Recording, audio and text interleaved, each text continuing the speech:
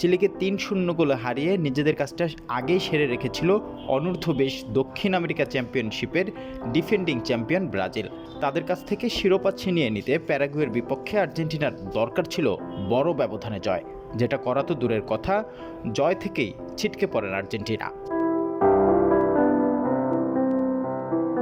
চূড়ান্ত পর্বে প্রথম 4 ম্যাচ শেষে ব্রাজিল ও আর্জেন্টিনা দুই দলেরই পয়েন্ট ছিল 10, ফলে শেষ ম্যাচ দিয়েই শিরোপা নির্ধারণের অপেক্ষায় ছিল দুই দল।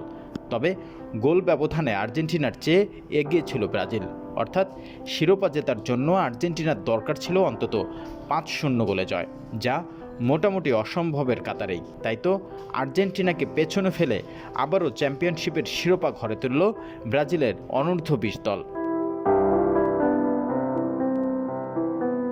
ব্রাজিলের এটা 13তম শিরোপা, বলা বাহুল্য তারাই এই প্রতিযোগিতায় সফলতম দল। দ্বিতীয় সর্বোচ্চ 8টি শিরোপা জিতেছেন উরুগুয়ে, আর্জেন্টিনা 5, কলম্বিয়া 3, প্যারাগুয়ে ও ইকুয়েডর চ্যাম্পিয়ন হয়েছেন একবার করে।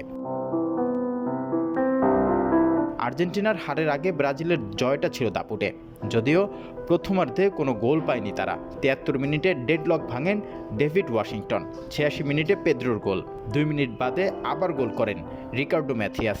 তবে শেষ মুহূর্তে লাল কার্ড পান পিন্টো আলভেস।